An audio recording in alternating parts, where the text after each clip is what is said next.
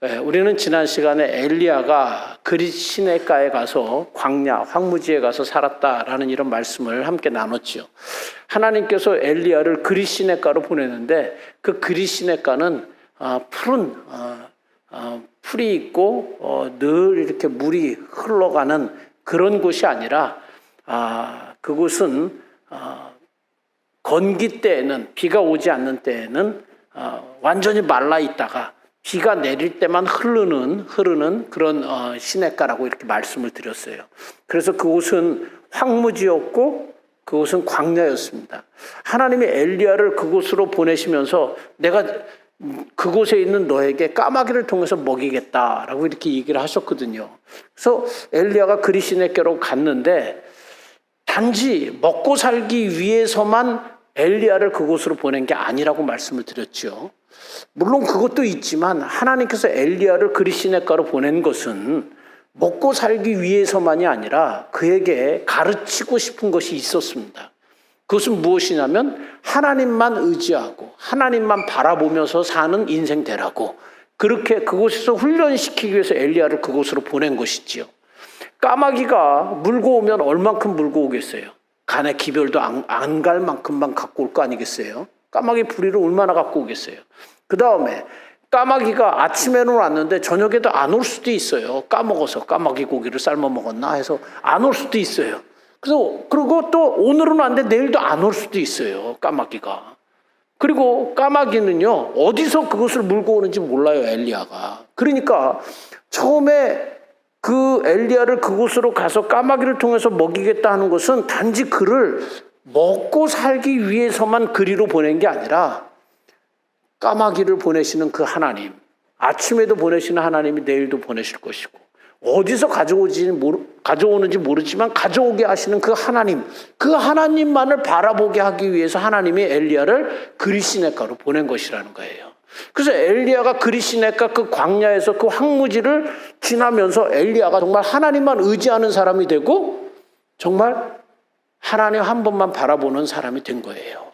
그래서 마치 모세가 광야 생활 40년, 그 황무지 생활 40년을 통해서 바로 왕 앞에도 주눅들지 않고 내 백성을 보내시오 라고 이렇게 말을 할 수 있었던 것처럼, 다윗이 사울 왕에게 쫓겨가지고 10년 이상 그가 광야 생활을 하면서 하나님이 원하시는 그런 사람으로 바뀌어져 갔던 것처럼 세례 요한이 광야 생활을 통해서, 그 황무지 생활을 통해서 헤롯 왕에게 주눅들지 않고 당신 지금 잘못하고 있는 것이요 라고 외칠 수 있었던 그런 사람이 된 것처럼 엘리야를 그렇게 하나님만 바라보고 하나님만 의지하는 사람으로 만들기 위해서 엘리야를 그릿 시내가로 보냈다라는 것입니다.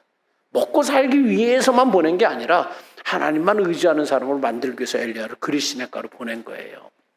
그런데 이제 그곳에서 이제 엘리야가 그릿 시내가에 있는데 오늘 7절을 읽었는데요. 뭐라고 써 있냐면 얼마 후에 그 시내가 마르니라 그랬어요. 얼마 후에 그 시내가 말았어. 물이 흘러가던 시내가 말라버렸어요. 그런데 그 물이 마른 이유가 무엇이냐? 그 앞에 나오죠. 땅에 비가 내리지 아니함으로. 땅에 비가 내리지 않음으로? 당연하죠. 땅에 비가 안 내리니까 그 시내가 마르겠죠. 그죠? 시내가 마르죠. 근데 땅에 비가 내리지 않았다라는 것은 현상이에요, 현상. 땅에 비가 내리지 않으니까 그 현상이 있으니까 결과 시내가 마르지. 그죠? 비가 안 내리니까 당연히 시내가 마르지. 그런데 이 믿음의 사람들은 현상만 보고 사는 사람들이 아니라는 것입니다. 믿음의 사람들은 현상만 바라보고 사는 게 아니라 영적인 것도, 하나님이 이 일을 통해서 무엇을 말씀하시려고 하는가, 그 하나님의 뜻을 찾고 하나님의 말씀을 들으려고 하는 것이 믿음의 사람들입니다. 현상만 보는 사람이 아니야. 땅에 시내가 말랐다? 비가 안 내리니까, 현상 비가 안 내리니까 당연히 마르지.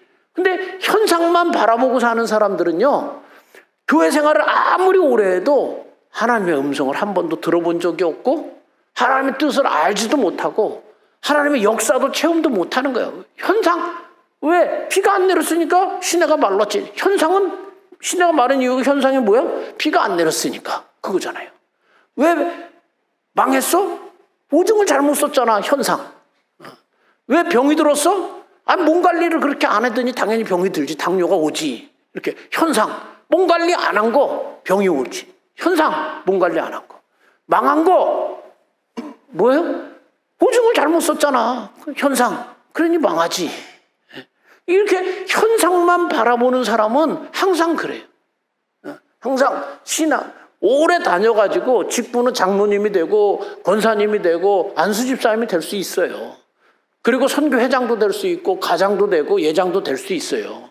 그런데 현상만 바라보는 사람은 그런 것은 될 수 있지만 하나님의 음성을 한 번도 들어본 적이 없고 하나님도 체험해 본 적도 없고 믿음이 자라나지가 않는 거죠. 그냥 교회를 나오니까 좋은 이야기. 세상에서 들을 수 없는 얘기를 하네? 정말 어떤 깨달음이 있나 보다. 그렇게 하고 교회를 다니는 거예요. 하나님 체험도 못하는 거죠. 현상만 바라보는 사람은. 시내가 말랐다? 왜? 아니 비가 안 내리니까 말랐지. 현상만 바라보는 거죠. 우리 믿음의 사람들은 그 현상만 바라보는 것이 아니라 그 일이 일어난 그 이유가 무엇인지 하나님 앞에 물어보는 사람들이 돼야 돼요. 하나님 이 일을 통해서 나에게 뭘 말씀하시려고 하는 거죠? 하나님 왜 막으셨어요? 왜 나에게 이런 일이 생겼죠? 왜 내가 망했지요? 왜 내가 병이 들었지요? 왜 일이 안 풀리지요? 현상은 물론 답이 있어요. 현상은 몸 관리를 안 했으니까 당뇨가 오고 사람 보증 잘못 썼으니까 현상은 그래. 그렇지만 하나님 결과가 이런데 왜 내게 이런 일이 생겼어요? 하나님이 무엇을 나에게 말씀하시려고 하는가? 그것을 기다리고 찾고 물어야 되는 거죠. 그걸 물을 때 하나님이 말씀하시는 것이고 그때 하나님의 음성을 듣는 거예요. 그 물을 때 하나님 말씀을 하세요. 그걸 듣는 것이죠. 그게 믿음의 사람들의 모습인 거예요.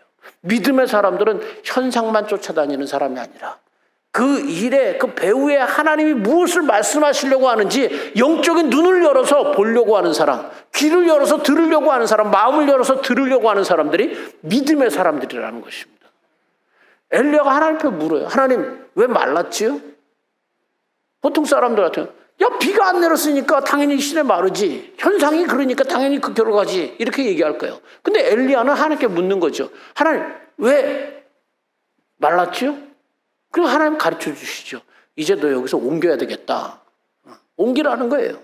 그럼 어디로 갈까요? 시돈 땅 사르밧 과부에게로 가라. 하나님 물으니까 대답을 해 주세요.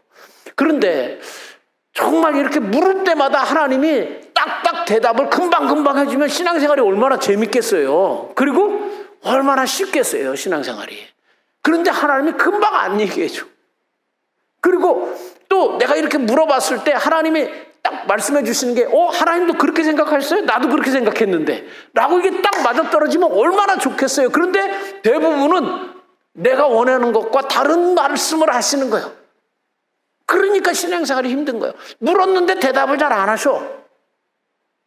물었는데 말씀을 하시긴 하셨는데 내 뜻하고 달라. 그러니까 신앙생활이 힘든 거죠.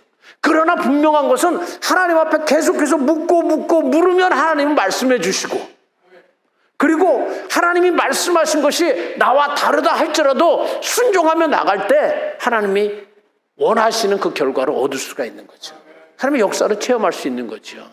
엘리야가 하나님 앞에 물었어요. 하나님 왜 말랐지요? 이제 옮겨라. 어디로 갈까요?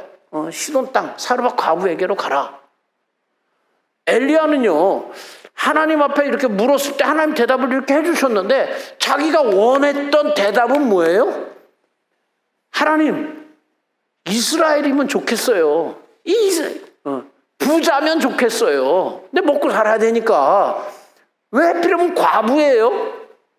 그리고 왜 하필이면 이스라엘이 아니라 시돈 땅 이세벨 옛 바알의 딸 이세벨 이방 나라 왜 이세벨의 나라로 나를 보내시는 거예요? 엘리야가 원했던 것은 이스라엘에 아무리 우상을 많이 섬겨도 이스라엘에 하나님 믿는 사람들이 있으니까 그들에게 보내줬으면 좋겠고 남의 나라 땅에 그 사르밧 과부가 아니라 이스라엘의 부자에게 보내주면 이 엘리야는 너무 좋았겠어. 만약에 하나님이 야 이스라엘의 저 베들레헴 곁에 최부자 댁에 가라. 그러면 하나님 나도 그 생각했는데 그리고 엘리야는 그리로 갔을 거예요. 그런데 하나님 말씀하신 게 내가 원한 것과 정반대야. 이스라엘이 아니라 시돈, 남의 나라, 이방 나라. 바알을 섬기고 하나님 믿는 사람이 없는 그곳으로 보내는 거예요. 그리고 부자가 아니라 시돈 땅에 부자, 내가 믿게 할 고넬료 같은 믿는 사람, 이방 사람이 있어. 그게 아니라 과부. 그 당시에 과부는 자기 혼자 살기도 힘든, 일도 할 수가 없어. 그래서 룻기 같은 데서 보면은 남의 밭에 가서 이삭이나 주울 정도로 겨우겨우 살아가는 그런 사람에게 보낸다는 거예요. 그러니까 하나님이 말씀하셨는데 내 뜻하고도 다르고, 내가 원하던 방향이 아니야. 그래도 믿음의 사람들은 내 뜻과 다르다 할지라도, 하나님이 말씀하신 것이 내 생각과 다르다 할지라도 하나님이 말씀하시는 것에 순종하며 가는 사람들이 믿음의 사람들인 거예요. 하나님이 나보다 더 지혜로우시니까, 하나님이 가장 좋은 길로, 가장 완전한 길로 나를 사랑하시니까 이끄실 거야. 내가 이해는 안 되지만 하나님이 나에게 허락한 이 상황은 나에게 결코 손해남이 없을 거야. 하나님은 후회할 상황을 만드시지 않을 거야. 이 믿음을 가지고 가는 사람들이 믿음의 사람들이에요. 믿음의 사람들은. 믿음의 사람들은 현상만 바라보는 게 아니라 내 뜻과 다르다 할지라도 하나님이 말씀하시면 순종하고 가는 사람들이 믿음의 사람들인 것입니다. 그래서 엘리야가 갔어요. 이방 땅 시돈으로 갔어요. 사르밧에 갔어요. 그리고 과부를 만났단 말이에요. 과부를 만났는데 가면서도 그렇게 생각했어요. 내 뜻하고 다르지만 그래도 하나님이 부자가 아닐까, 과부라도 부자가 아닐까, 보통은 살겠지, 은근히 기대하면서 갔는데 아니 완전 행색을 보니까, 과부를 보니까 지금 뭐 하고 있어요? 나무 줍고 있어. 나무 줍고 있는데 엘리야가 그래도 하나님 말씀하신 것이 있으니까 나에게 이제 말을 붙이는 거죠. 물 좀 주시오, 그렇게 얘기를 했어요. 그랬더니 이 여인이 물은 있으니까 물 들어가려고 했더니 이제 하나님 말씀하신 것을 실험해 보는 거죠. 내가 요기를 안 해서 그러는데 당신 집에 있는 그 빵 좀, 떡 좀 가지고 오시오. 내가 좀 먹어야 되겠소. 라고 이렇게 얘기를 했어요. 그때 이 여인이 하는 말이 기가 막혀. 내가 보니까 당신 이스라엘 사람인데, 우리나라 사람도 아니고 이스라엘 사람인데, 당신이 믿는 하나님을 걸고 내가 맹세하는데 우리 집에 떡 한 동이 하나 없어. 아무것도 없어. 라고 이렇게 얘기를 하는 거야. 그러면서 덧붙이기를, 내가 왜 나무를 줍는지 아시오? 나무 2개 주워다가 우리 집에 통에 가루가 한 움큼, 그리고 병에 기름이 조금 있는데 그것 가지고 불 때 가지고 빵을 만들어서 그거 먹고 죽으려고, 굶어 죽으려고 내가 지금 그러고 있는데 우리 집에 아무것도 없어. 라고 그렇게 이야기를 한 거예요. 그런데 우리가 지난 시간에 들었던 것처럼 그리시네가를 보낸 게 먹고 살게 하기 위해서 엘리야를 보낸 게 아니라 그랬잖아요. 그리시네가로 보낸 것은 하나님만 바라보고 하나님만 의지하는 사람으로 만들기 위해서 엘리야를 그리시네가로 보냈다 그랬잖아요. 하나님이 엘리야를 그곳을 떠나서 시돈 땅에 보내는 이유가 무엇인가? 엘리야를 그곳에서 먹고 살게 하기 위해서 보내는 것이 아니라 또 다른 뜻이 있어요. 그것은 무엇이냐? 엘리야를 통해서 저주를 축복으로 바꾸기 위해서 엘리야를 그곳으로 보내는 것이에요.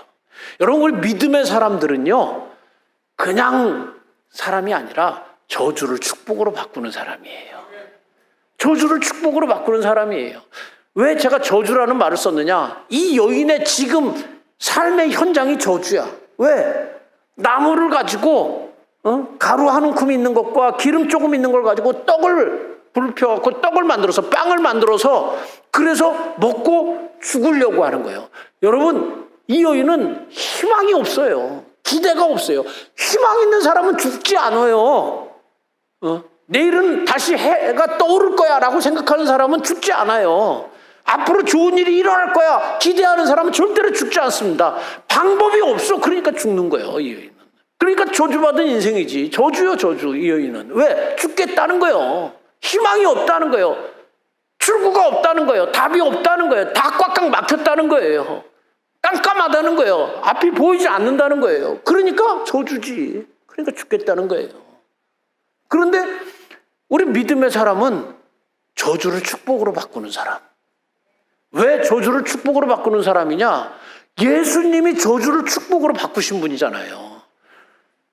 우리가 다 죄로 인하여 하나님 앞에 심판받고 지옥에 갈 수밖에 없는 저주받은 인생이었어요. 그런데 예수님이 이 땅에 오셔서 우리의 죄를 사해 주시고 이제는 지옥이 아니라 천국으로 갈 수 있는 길을 열어주셨어요. 저주받은 인생을 축복의 인생으로 예수님이 바꿔주셨어요. 그래서 우리들은 예수님을 따라서 믿는 사람들은 저주를 축복으로 바꿀 수 있는 사람들이라는 거예요.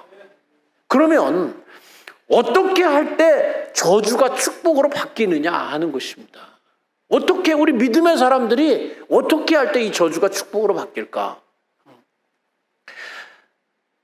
세 가지를 본문 속에서 이야기를 하기를 원하는데, 첫 번째는 저주가 축복으로 바뀌는 그 첫 번째는 내게 주어진 그 상황과 환경을 원망하지 않고 불평하지 않고 그대로 받아들이는 사람이 저주를 바꿔서 축복으로 만들 수 있습니다.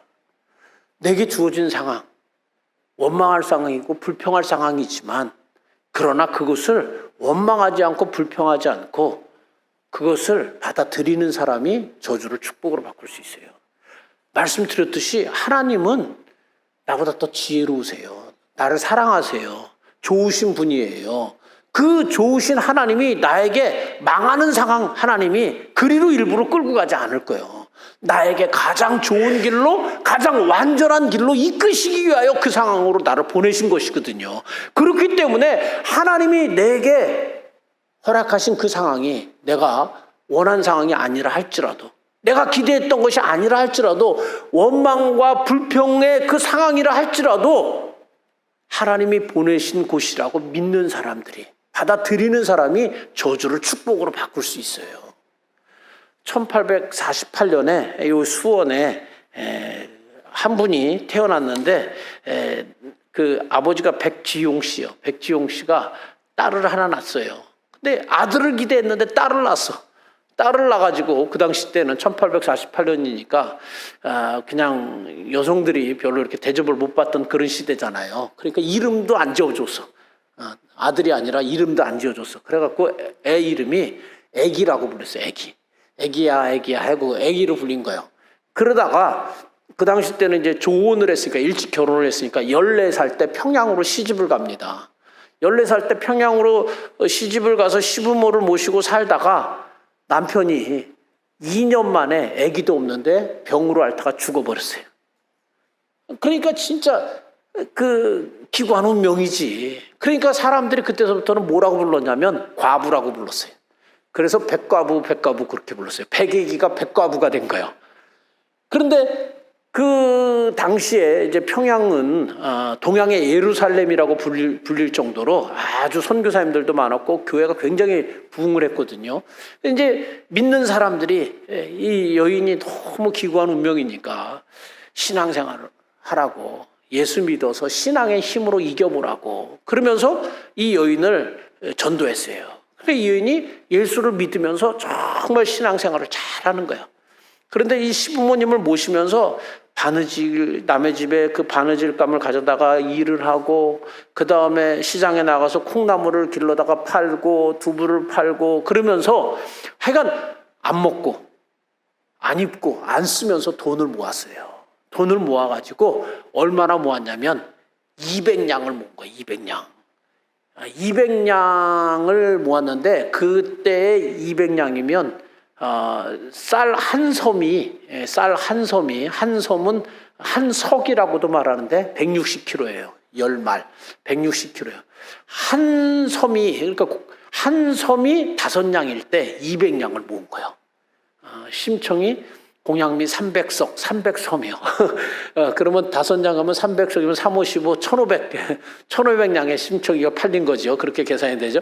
그러니까 이 여인이 200냥을 모은 거예요. 200냥을. 쌀 한 섬이 160kg가 5냥일 때 200냥을 모았어요. 200냥을 모아가지고 이 여인이 정말 안 입고 안 먹고 안 쓰면서 돈을 그냥 그렇게 합작같이 모아가지고 200냥이 됐을 때 대동강변에 이제 산을 하나 사게 됩니다. 친척한테 부탁해가지고 근데 이 친척이 먼 친척인데 산을 사줬어요. 그래서 그 산의 문서를 딱 들었을 때 이 여인이 너무 감격해서 너무 눈물이 막 나는 거죠, 뭐.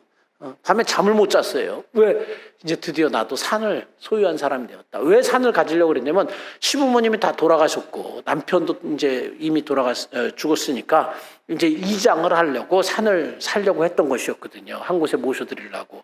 그런데 산을 샀는데 그 문서를 받아들고 밤새 울고 그다음에 이장하는 날이 가까워가지고 그 산을 가봤는데 완전 속은 거야. 그 산이 나무 하나 없어. 나무 한 그릇 없는 거야. 완전히 그냥 바위산이 돼버린 거야. 바위산이야, 바위산. 완전 속았어. 동네 사람들이 그때서부터 망했다고, 그냥 그렇게 이 과부가 망했다고 이렇게 부르기 시작했어요.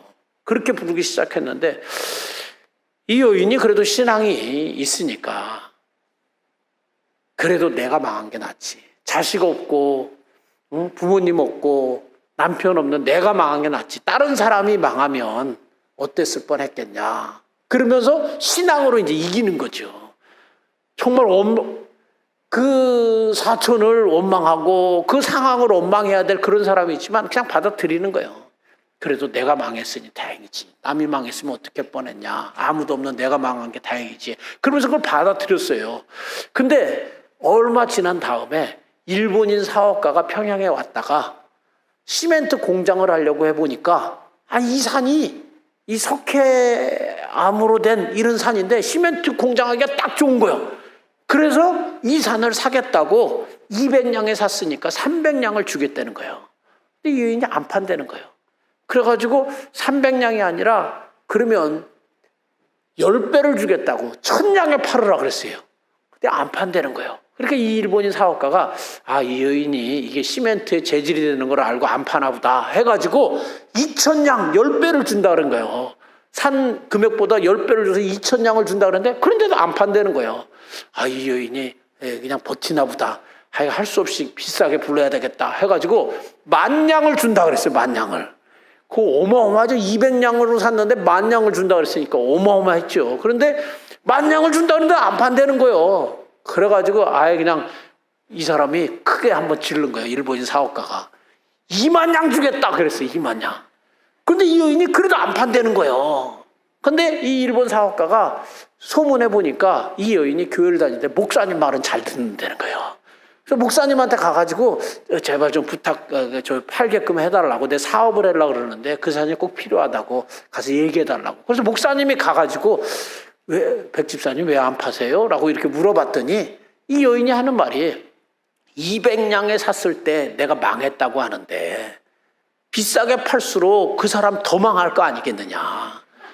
그러니 나는 내 하나 망한 것으로 그쳤으면 좋겠고 다른 사람 망하게 하고 싶지 않다. 그렇게 얘기를 해드리는 거예요. 그래서 목사님이 이제 자초지종을 잘 얘기를 해서 시멘트 공장 하려는 사람이다. 그래서 그 사람이 그렇게 준다고 했고 그 사람이 망하는 게 아니라 그 사람도 잘 되고 집사님도 잘 되는 길이다라고 이렇게 얘기를 해요. 그 20,000냥에 그걸 팔았다는 거예요. 그래서 그 시멘트 공장이 그 산이 평양에 있는 만달산, 대동강변의 만달산이라고 그러고 지금 북한의 승오리 시멘트 공장이고 그게 우리나라의 동양 시멘트의 그 원조가 되고 그리고 지금도 일본에 있는 오누다가라는 그 대기업이 그게 이제 그렇게 되는 거래요. 근데 20,000냥에 그걸 이제 20,000냥을 팔았으니까 돈이 이제 많아졌잖아요. 하나님 앞에 묻는 거예요. 하나님 왜 이렇게 나에게 돈을 많이 주셨죠? 이 상황. 지난번에는 너무 정말 망한 그런 상황이었지만 하나님 왜 이렇게 많이 주셨죠? 물으니까 하나님이 하나님의 일에 선한 사업에 많이 쓰라 그랬다는 거예요. 그래서 이 여인이 그때부터 그 20,000냥을 가지고 선한 사업을 위해서 많이 쓰기 시작합니다. 그래서 그 당시 때 그 대동강물이 넘치면서 그 막 홍수가 많이 일어나니까 제방을 쌓고 이 다리를 그냥 그 시멘트로 잘 만들어 놓은 거예요. 그래서 사람들이 많은 혜택을 받았죠. 그래서 사람들이 그 다리 이름을 지었는데 백선교라고 이렇게 이름을 지었다는 거예요. 백선교라고 이름을 지었다는 거예요. 그리고 평양에 와 있는 그 마페 선교사님이 그 신학교를 하고 있었는데 그 신학교를 짓는데 또 거금을 들여가지고 기부해서 신학교를 짓게 합니다. 그래 그 신학교가 오늘날 우리나라에 있는 장로교 신학대학교의 모태가 되는 신학교지요. 그 다음에 그 여인이 또 학교를 짓는데 돈을 내요. 그래서 그것이 오늘날 우리에게 숭실대학교의 전신이 그곳 숭실학교를 이 여인이 돈을 대서 짓게 됩니다. 그리고 또 많은 자기의 돈을 그것을 다 선한 사람들을 위해서 다 선한 일에 쓰는 거죠. 나중에 조선 총독부에서 이 여인에게 그 상을 주려고 하는데 안 받겠다 그러고, 나는 하나님 믿는 사람으로서 해야 될 당연한 일을 했다고 안 받고 거절을 해요. 그리고 그 여인이 죽을 때는 자기에 있던 모든 재산을 다 기부를 하고 죽습니다. 그래서 이 여인이 어떻게 생겼는지 한번 제가 보여드릴게요.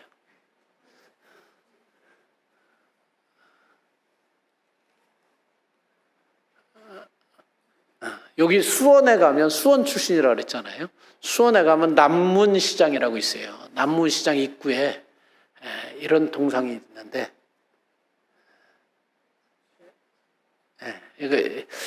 동상이 있어요, 수원에. 좀 이따 찾으면은 9시나 7시에는 보여드렸는데, 그 남문시장 앞에 이 여인의 그 흉상이 있어요.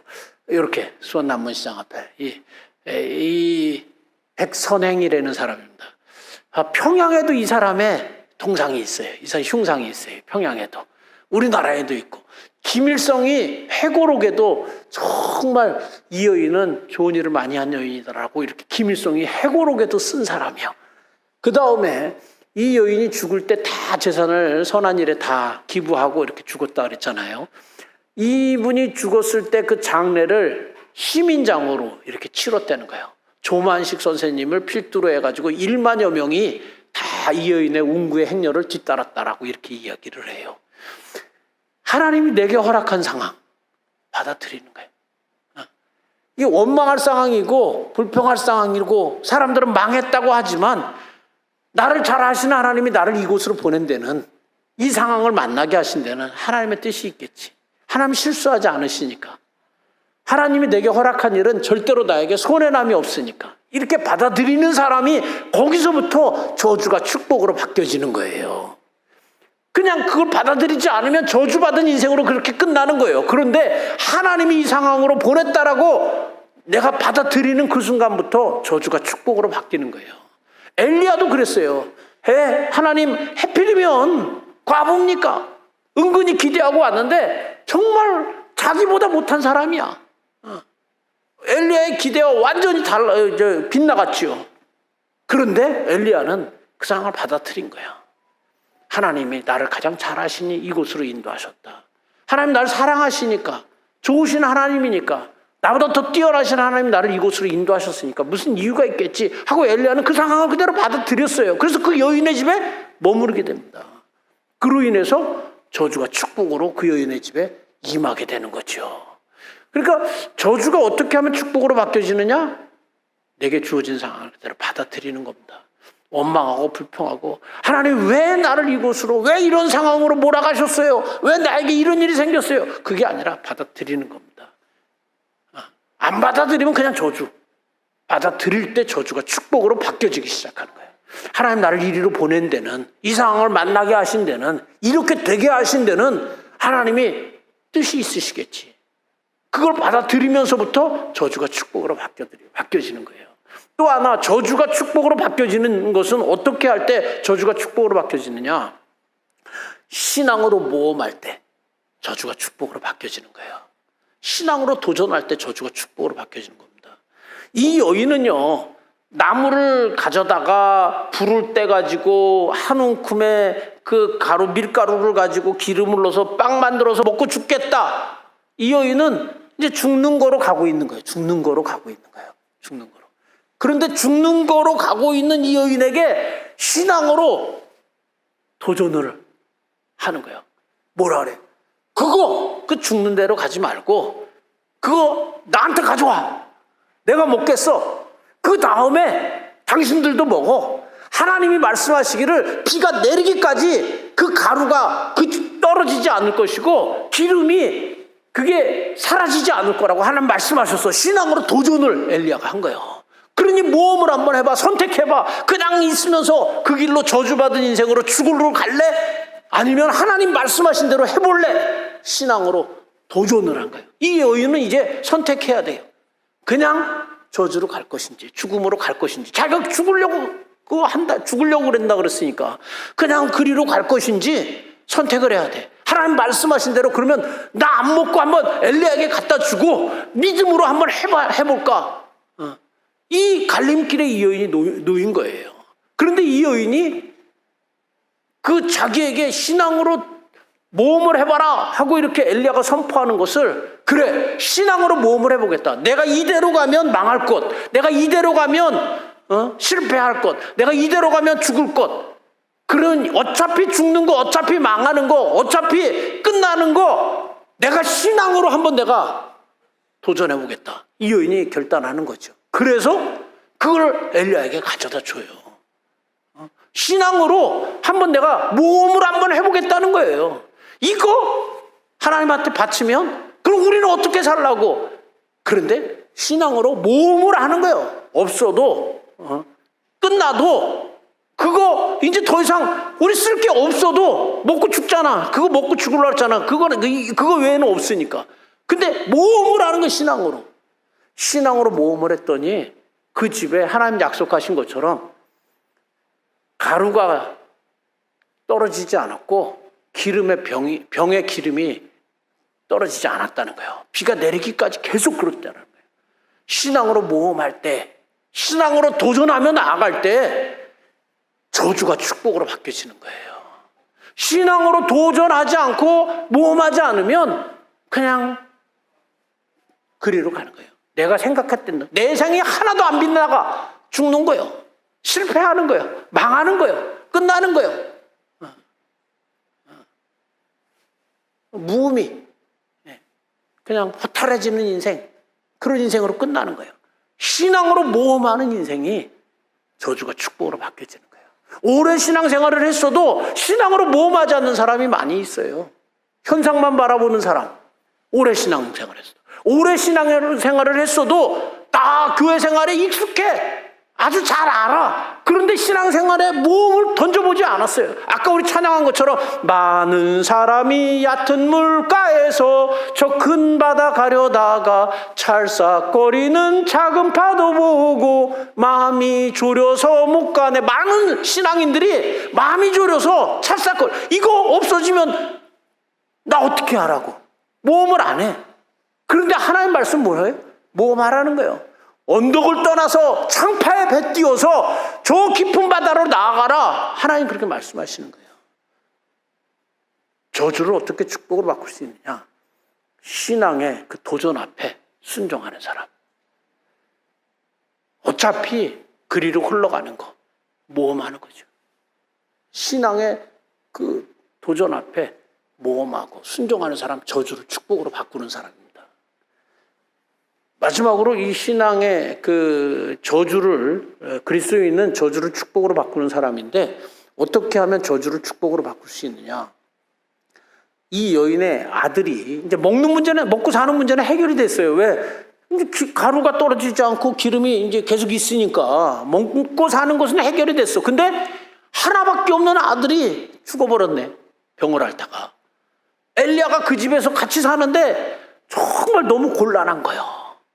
이 여인의 그 희망이 어쩌면 먹고 사는 것보다 더 중요한 아들이, 하나밖에 없는 아들이 죽어버렸으니까 정말 엘리야가 상당히 난감하죠. 그러면서 또 이 여인이 뭐라 그러면 당신이 우리 집에 머무는 것 때문에 우리 신이 노예에서 이렇게 죽었다고 이렇게 얘기를 해요. 너무 할 말이 없는 거야 엘리야가.